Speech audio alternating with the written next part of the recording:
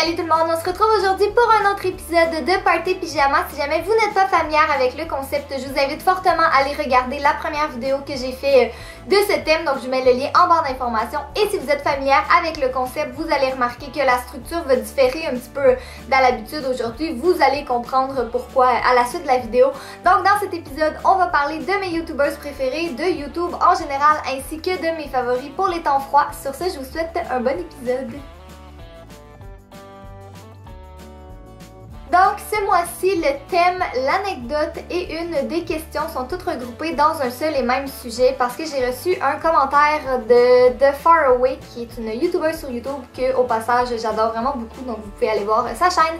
Elle m'a écrit qu'il y a des gens de sa fac qui ont découvert ses vidéos et qu'elle ne savait pas trop quoi faire avec ça, et c'est pas la seule à m'avoir écrit pour me parler de ça. Donc aujourd'hui j'avais envie de vous parler, de faire suite un peu à ma vidéo comment débuter sur YouTube et ainsi de suite, pour vous parler de qu'est-ce qui arrive quand on se fait découvrir sur YouTube. Parce que c'est un fait, à un certain point, il y a toujours des gens qui vont voir qu'est-ce qu'on fait, on peut plus se cacher, surtout quand on est rendu à un certain nombre d'abonnés, ben c'est certain qu'il y en a d'autres qui vont l'écouter malheureusement, ben heureusement ou malheureusement, tout dépendamment.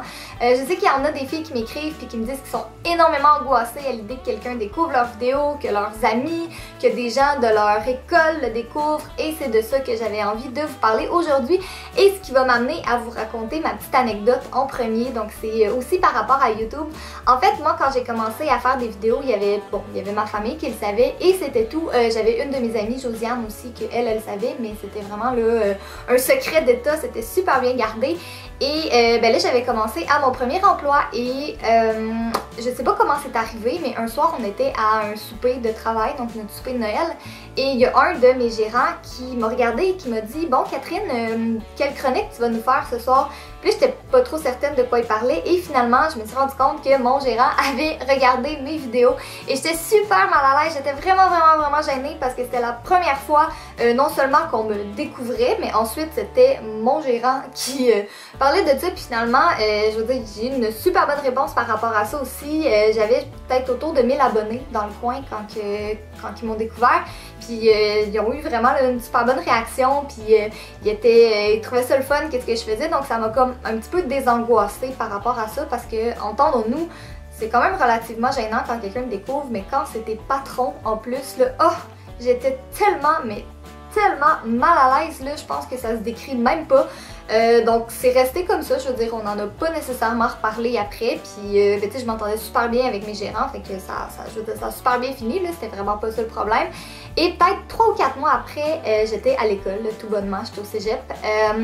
Puis là, j'ai un de mes amis, ben Philippe, dans le fond, que vous connaissez, là, qu'on a fait un vlog ensemble. Dans le fond, Philippe, il s'était fait un Twitter et il avait commencé à me suivre sur Twitter. Et moi, ben je faisais pas attention, puis je mettais les liens de mes vidéos, puis je parlais de YouTube, puis tout ça. Puis on était assis à la table pour dîner et Philippe s'est assis, puis il fait: ouais, j'ai vu tes vidéos sur YouTube, c'est vraiment cool, qu'est-ce que tu fais?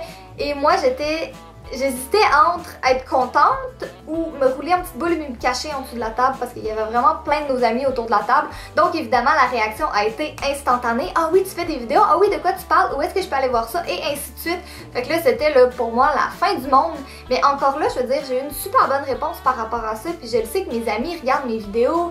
Ben d'ailleurs Philippe, on en a fait un ensemble, puis il va vouloir en faire un autre avec moi, puis même plus qu'un autre. Fait que j'ai eu une bonne réponse par rapport à ça aussi, puis c'est à partir de là que j'ai commencé à arrêter de m'inquiéter, même que je poste mes vidéos maintenant sur mon Facebook personnel, j'en ai déjà parlé devant ma classe, devant tout le monde. Puis aujourd'hui, je veux dire, ben, pas que je m'en fous, là, mais je veux dire, c'est tellement plus important pour moi de savoir qu'est-ce que les gens y pensent, qu'est-ce que les gens pensent pas de ça, parce qu'on va s'entendre, c'est une passion comme une autre. C'est sûr que c'est une passion un petit peu moins commune, si je peux dire ça comme ça, parce que c'est pas tout le monde qui va prendre le temps de s'asseoir devant sa caméra, puis de parler de ses favoris, de montrer des tutoriels, ainsi de suite. C'est sûr que pour quelqu'un qui n'est pas au courant de cet univers, ça peut avoir l'air vraiment bizarre.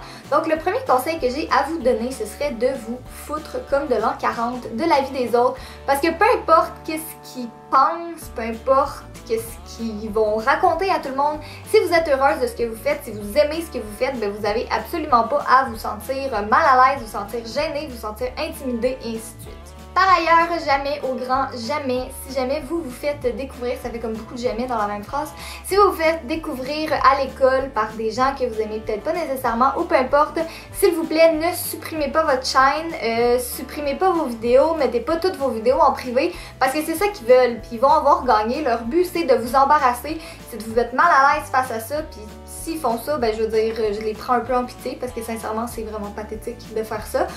On se le cachera pas, des jeunes, ça peut être méchant, ça peut être vraiment très méchant, surtout quand vous êtes peut-être un petit peu plus jeune. Moi c'est sûr que quand on m'a découvert, j'avais 17-18 ans, fait qu'à ce moment-là c'était pas vraiment pas la fin du monde, mais quand on est plus jeune, des fois les jeunes ils peuvent vraiment être super méchants.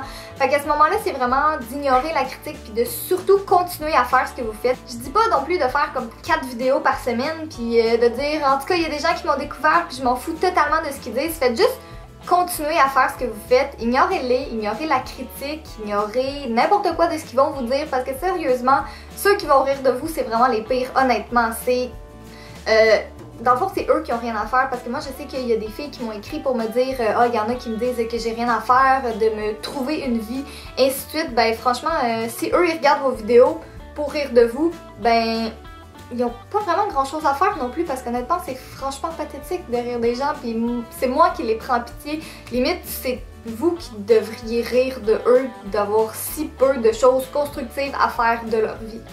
Par contre, tout ce que je dis pas ça pour minimiser vos craintes et ainsi de suite, c'est plus pour vous rassurer parce que je suis vraiment consciente que la première fois qu'on va vous découvrir, vous allez avoir envie de vous cacher en dessous de la table, comme moi, j'ai eu envie de le faire. Mais l'important, c'est vraiment de se tenir pour ses principes, pour ses opinions, pour ses idées, pour ses valeurs. Qu'est-ce que vous faites?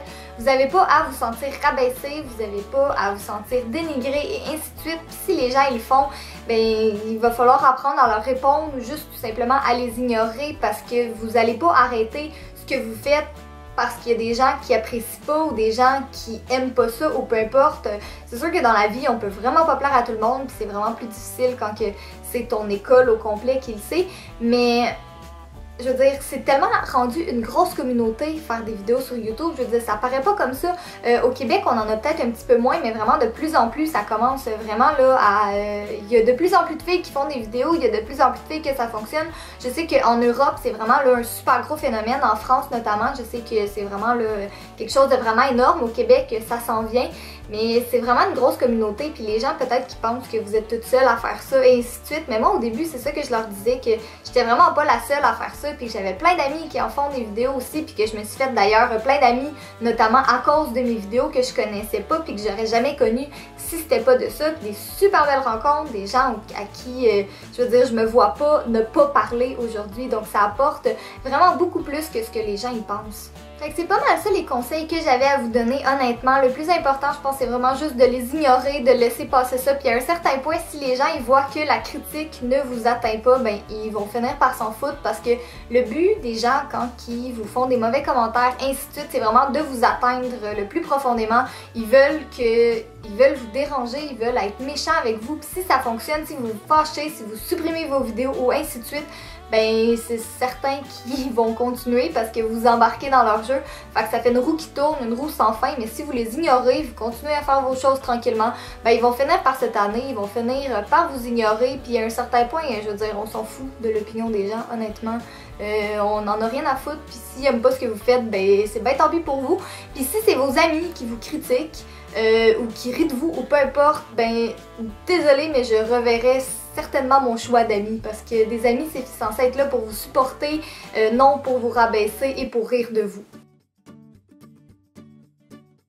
Ce mois-ci, j'ai pas été capable de me décider entre une youtubeuse préférée ou l'autre parce que j'en ai deux que j'adore au plus haut point et qu'il fallait absolument que je vous présente. Je pouvais pas attendre un mois avant de vous présenter les deux. Donc la première c'est Karel et la deuxième c'est Sarabelle. Donc j'ai vraiment eu un gros coup de cœur pour ces deux youtubeuses. Bon, on va commencer par Sarabelle, qu'elle m'a écrit sur une de mes vidéos YouTube pour me dire qu'elle avait fait une vidéo Share the Love et qu'elle parlait de moi. Donc je suis allée voir et j'ai eu le plus gros des coups de cœur pour sa chaîne, honnêtement, pas juste pour elle en tant que telle parce que je je veux dire, c'est une personne qui est super gentille, mais vraiment pour ses vidéos, pour le professionnalisme de sa chaîne, ça fait pas vraiment longtemps qu'elle a commencé, mais elle a pas les vidéos awkward des premières vidéos. On voit tout de suite elle sait de quoi qu'elle parle, elle a une super belle intonation, elle s'exprime super bien, très bonne qualité de vidéo et ainsi de suite. Donc je vous conseille, même je vous encourage fortement à aller vous abonner à elle parce que franchement, même je regardais son nombre d'abonnés puis j'étais fâchée qu'elle en ait pas plus que ça. Je pense qu'elle en a comme autour de 400. Puis franchement, elle en mérite vraiment le triple, le quadruple et encore plus parce que c'est vraiment là, elle est super gentille. Elle a un super bon contenu dans ses vidéos, donc je vous garantis que vous ne le regretterez pas si vous allez vous abonner à elle. La deuxième, c'est Karel, et ça fait un petit peu plus longtemps que je la connais, mais je pouvais absolument pas passer à côté d'elle. Fallait absolument que je vous en parle. Premièrement, elle a juste une manière d'être dans ses vidéos que c'est juste comme on a l'impression de la connaître, puis on a vraiment l'impression puis l'envie de devenir son amie. En tout cas, moi, c'est l'impression que j'ai. Puis elle est vraiment là, comme je saurais même pas comment la décrire honnêtement, parce que je pense que c'est une fille qui est super pétillante et super souriante dans ses vidéos, puis elle a vraiment des super bons trucs, des super bons conseils. Puis je pense que le plus important aussi, c'est que c'est une fille qui est vraiment, elle est vraiment fidèle, si je peux dire ça comme ça, parce que elle va jamais manquer aucun de mes vidéos, elle va toujours répondre à mes tweets, puis elle fait ça vraiment avec tout le monde, fait qu'elle est vraiment super impliquée dans YouTube, puis on le voit là qu'elle prend vraiment ça à cœur, puis elle aussi, je pense qu'elle mérite encore plus d'abonnés, je pense qu'elle en a autour de 1000 ou quelque chose comme ça, mais elle en mérite vraiment là, 2 fois, 3 fois, 1000 fois plus encore, donc elle aussi je vous conseille, même non, je vous encourage, limite pas dire oblige, là, parce que quand même je peux pas vous obliger, mais je vous encourage vraiment fortement à aller voir sa chaîne à elle, là, franchement là, c'est une fille qui est super souriante, elle est super généreuse aussi, puis de ce que je connais d'elle en tout cas, puis franchement j'espère vraiment avoir l'occasion de la rencontrer en vrai éventuellement. J'ai décidé de racheter une catégorie qui est la catégorie photo. Donc à chaque épisode, je vais vous présenter soit une photo que j'ai prise et que je voulais vous présenter ou une photo que j'ai trouvée sur internet et qu'il fallait absolument que je vous montre parce que je trouvais ça trop drôle. Donc celle de cet épisode, c'est un chat qui est noir et blanc donc et qui est dans une position un peu étrange. Et sur la dite photo, c'est écrit Raised by penguins, Domino was always a little different. Donc, ça dit, en gros, si je vous le traduis, c'est élevé par des pingouins, Domino a toujours été un peu différent. Puis je trouvais ça tellement drôle parce que le chat, il a vraiment une position de pingouin. Puis je trouvais ça vraiment super mignon. Je ne pouvais pas ne pas vous la partager. La deuxième photo, ça a été un de mes coups de cœur. Ça fait super longtemps que je l'avais posté sur mon Facebook personnel à un certain moment et je voulais quand même vous la montrer, même si ça se peut que vous riez pas. J'ai un humour assez particulier. Donc, c'est un petit monsieur, donc un mime, là, que vous les connaissez fort probablement. Et ça dit « Whatever you do in life, always give 100% unless you're donating blood ». Donc, peu importe ce que tu fais dans la vie, donne toujours ton 100%, sauf si tu donnes du sang. Je l'ai tellement ri, là, j'arrête plus de rire à chaque fois que je regarde ça. Je trouve ça vraiment trop drôle. Donc, j'espère que ça vous a fait rire. Puis si ça vous a pas fait rire, désolé, c'est mon genre d'humour, c'est un peu plate, j'en conviens. Si on passe maintenant à mes produits préférés, premièrement, j'ai le tant attendu Baby Skin. Je pensais que je l'avais pas mis dans le bon sens. J'ai le tant attendu Baby Skin de Maybelline qui est en fait un effaceur de pores instantané que les Américaines parlaient dans leurs vidéos, ainsi de suite. Puis j'avais super hâte qu'on le reçoive au Québec. On l'a finalement reçu et franchement, je le regrette absolument pas. Je pense qu'il m'a coûté autour de 10$. Et dans le fond, c'est vraiment un effaceur de pores. Moi, je m'en sers surtout comme base. Ça a une texture un peu siliconée, on dirait, comme pour venir lisser la peau puis camoufler les pores, ainsi de suite. Puis ça rend vraiment plus facile l'application, soit de BB cream, de fond de teint ou de concealer et ainsi de suite. Et c'est franchement là, un super bon achat. Puis moi qui ai la peau, je dirais pas jusqu'à dire grasse, c'est comme mix, c'est comme grasse sur la zone T comme ça. Je trouve que ça avait vraiment une super bonne base. Puis j'ai pas eu besoin de me remettre de poudre ou d'utiliser de feuilles matifiantes pendant la journée. Ma peau est vraiment restée mat toute la journée. Puis c'est super rare que ça m'arrive. Donc je sais pas si c'est un coup de chance ou c'est vraiment ce produit-là qui est merveilleusement bien, mais c'est vraiment un excellent achat que je regrette absolument pas. Toujours dans Maybelline, j'ai les nouveaux Baby Lips Dr. Rescue qui ceux-là sont médicamentés en fait pour les lèvres très sèches. Donc on s'entend qu'avec les froids sibériens qu'il fait au Québec, moins 35 aujourd'hui, c'est magnifique, franchement je suis super heureuse. Moi j'ai les lèvres qui ont tendance à devenir vraiment très sèches l'hiver, puis il y a 2 mois de ça, mes lèvres c'était un désastre. Je parlais puis j'avais mal parce qu'ils craquaient puis ils venaient à saigner tellement qu'ils étaient sèches. J'avais vraiment de la difficulté à parler et j'ai utilisé de nombreux baumes à lèvres puis j'en ai pas trouvé un qui fonctionnait vraiment. Puis honnêtement, vous connaissez mon amour pour les Baby Lips, mais ils sont pas super efficaces, très honnêtement là, je veux dire, ils sont beaux, ils sentent bon, mais ils sont pas super hydratants quand t'as vraiment là, des grosses lèvres sèches. Donc j'ai utilisé, je les ai achetés pas malgré moi, j'irais pas jusqu'à dire ça parce que j'étais vraiment super énervée de recevoir les Dr. Rescue, mais honnêtement ils fonctionnent vraiment bien, ceux-là sont médicamentés, donc quand on les met sur nos lèvres, ben, on sent le petit picotement à la menthe, puis ils sentent pas mal toute la même affaire, je veux dire, ils ont toutes, bon celui-là il est à la pêche, puis celui-là il est à la menthe régulière, celui à la menthe c'est vraiment mon préféré, mais il fonctionne vraiment super bien et j'ai pas été déçue côté hydratation. Bon, côté couleur, elles sont un petit peu plus ordinaires, fait que c'est pour ça que je préfère celui à la menthe. Celui à la pêche, c'est pas vraiment super beau, mais vraiment là pour le côté médicamenté, je leur donne un A+. Finalement, mon dernier préféré, c'est ma crème hydratante de chez Aveeno. J'avais aussi un gros problème de jambes, de bras et de corps en entier super sec parce que moi, pendant l'hiver, là, ça devient, là, c'est un énorme problème, honnêtement. Donc, j'ai acheté cette crème-là pour l'essayer parce que je savais plus quoi faire honnêtement. Là, j'avais essayé Scentive, plein d'autres produits puis il n'y avait rien qui fonctionnait. Celle-là ici est censée hydrater durant 24 heures. Elle est éprouvée en clinique pour apaiser la peau sèche, mais bon, on sait des fois que c'est pas toujours vrai.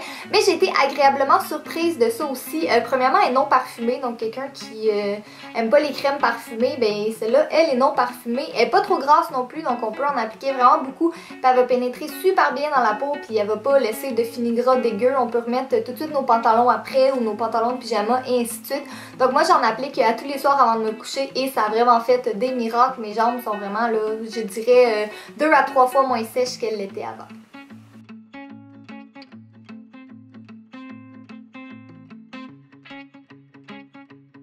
J'espère que vous avez apprécié aussi mon chandail de chaton.